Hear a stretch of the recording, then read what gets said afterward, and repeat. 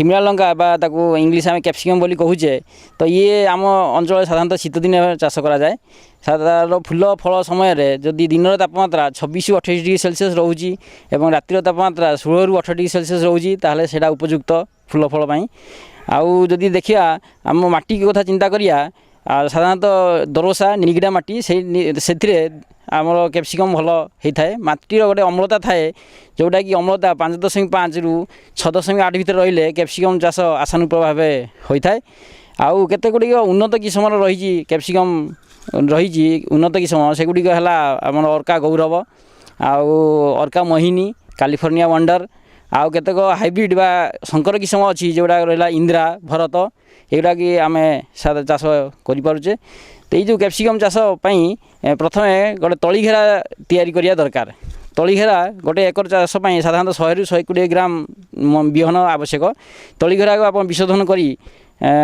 तली पकड़ा उचित आम सूर्य किरण भी तली घेरा को विशोधन कर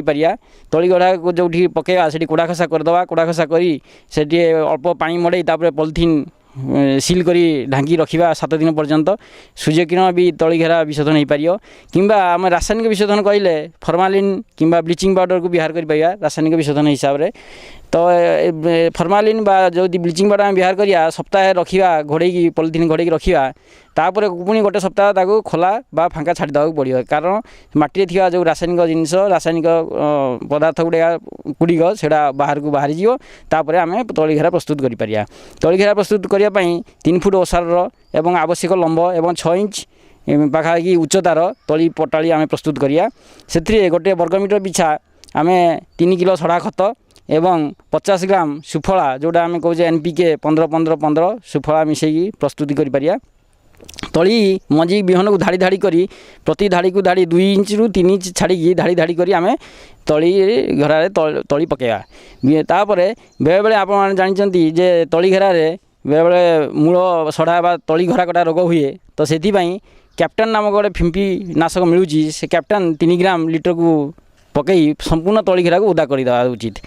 तापर आम आसिया जो बिहन है तली घेरा उतारिला परे लगेवा तली लगेवाई साधारणतः आम कैप्सिकम को आम धाड़ी को धाड़ी 1.5 फुट दूरता एवं गछ को गछ फुटे दूरतार लगे पारिया जदि संकर किस्म आम लगे चाहूचे ताले धाड़ी को धाड़ी 2 फुट दूरता एवं गछ को गछ 1.5 फुट दूरता आम दे पारिया तापर आसिला आ गोटे कथा रहा तली लगा सरला परे तली मूल चारा मूल को आम फिंपीनाशक द्वारा भी विशोधन कर पारिया तो तली को लगेगा बेले मूल को जदि आम 30 मिनिट 40 मिनिट फिंपीनाशक द्रवण बुड़े लगेगा ताले झाउला बा मूल सड़ा रोग आदि कम हम तापर आ गोटे कथा आसला आमर सार प्रयोग आम जते मुख्य जमी कैप्सिकम लगेगा से जमी शेष बड़ चाष बेलू 100 क्विंटाल सड़ा खत देवा तापर रासायनिक सार कथा जदि आम आसिया रासायनिक सार हिसाब से प्रति आमर एकर पिछा जदि आम उन्नत अमलक्षम किस्म जदि व्यवहार करछे एकर पिछा 50 किलो जबखाराजान 30 किलो फस्फरस एवं 20 किलो पोटास व्यवहार करिया उचित जदि आम संकर जातीय किस्म व्यवहार करछे ताले एकर पिछा आमर 80 किलो जबखाराजान 70 किलो फस्फरस एवं 60 किलो पोटास व्यवहार करिया उचित ये जबखारा जातीय सार जिते प्रकार आप 2 भाग बा 3 भाग कर पकेले तार सार उपयोगिता बढ़ी थाए तेणुक जबखारा जातीय सार जी अच्छी अनुमोदित सार 3 भाग गोटे भाग लगेगा पूर्व पकई पारिया आउ गोटे भाग 3 सप्ताह ରୁ 4 सप्ताह भर पकेवा आउ तृतीय भागटा आम 6 ରୁ 7 सप्ताह भर पकेवा आ गोटे कथा रही कांट छांट बा ट्रेनिंग प्रूनिंग आमर कैप्सिकम गछर जिते गछ लगे सारापर प्रथम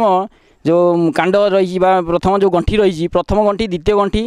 यू जदि शाखा प्रशाखा बाहर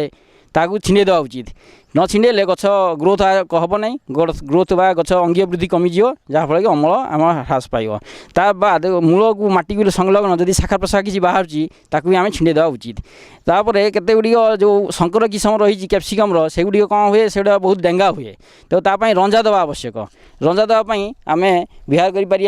जीआई तार व्यवहार कर कि बाउंश फाड़िया भी व्यवहार कर आउ गछ को सुतुले बांधा 3 फुट उच्चतार रंजा आम बा 4 फुट उच्चता पर्यटन रंजा आम दे पारिया तापर आ गोटे चाषी भाई मान समस्या रुहे ଯେ ସେମାନେ ଫୁଲକଷି ତାଙ୍କ ଝଡ଼ିଯାଏ, ଫୁଲକଷି ଝଡ଼ିଯାଏ, ଫଳ ଝଡ଼ିଯାଏ। ତ ସେଇଥିପାଇଁ ଆପଣମାନେ ଗୋଟେ ଯେଉଁ ବୃଦ୍ଧି ଉଦ୍ଦୀପକ ବା ହର୍ମୋନ୍ ମିଳୁଛି ବଜାରରେ, ଗୋଟେ ପ୍ଲାନୋଫିକ୍ସ ନାଁରେ ହର୍ମୋନ୍ ମିଳୁଛି, ତାକୁ ଗୋଟେ ଡ୍ରମ୍ ବା 15 ଲିଟର ପାଣିରେ 5 ml ମିଶାଇ ସ୍ପ୍ରେ କରିପାରିବା। କିମ୍ବା ଟ୍ରାଇକଣ୍ଟାନଲ୍ ନାମକ ଆଉ ଗୋଟେ ହର୍ମୋନ୍ ବି ମିଳୁଛି, ସେଇଟାକୁ ଗୋଟେ ଡ୍ରମ୍ ବା 25 ଲିଟର ପାଣିରେ, ଗୋଟେ ଡ୍ରମ୍ ବା 15 ଲିଟର ପାଣିରେ 25 ml ପକାଇ ଆମେ ସ୍ପ୍ରେ କରିପାରିବା। ତ ୟାଦ୍ୱାରା ଆପଣ ଫୁଲକଷି ଝଡ଼ିବା କମିଯିବ ଏବଂ ଫଳ ଆଶାନୁରୂପ ଭାବେ ରହିପାରିବ। এইসব করে সারা পরে আউ গোটে কথা রয়েছে আমার অন্তঃকর্ষণ বা ইন্টরকলচর বা যেটাকি আমি কোড়া খসা কହୁଛେ। সাধারণতঃ আমি ফসলর 3 ରୁ 4 সপ্তাহ বেড়ে প্রথম কোড়া খসা করিয়া, কোড়া খসা সহিত ঘাস বাছিয়া সহিত তাপরে সেতিরে অনুমোদিত যে সার আপনার কহিলি সেই সারকু আপনার দেইপারিবে মূলরে। আউ 7 সপ্তাহ বা 6 ରୁ 7 সপ্তাহ বেড়ে দ্বিতীয় থর কোড়া খসা করি ঘাস বাছি আউ অনুমোদিত সার আপনার দেইপারিবে। এই যে সার দেই সারা পরে আউ গোটে এবে আজকাল বজার জীবাণু সার মিলুছি যেটাকি আমি জৈবিক চাষ আবশ্যক। তো এই ক্যাপসিকম চাষ আজোস্পিরিলম আর পিএসপি বলি 2টা জীবাণু সার প্রতি 2 কিলো হিসাবে নেই আপনার 40 কিলো খতরে মিশাই তাকে সপ্তাহে রখি তাপরে গছ মূলরে কোড়া ঘাসা করে সারা পরে হুড়া দেওয়া সময় ଦେଇପାରିବେ।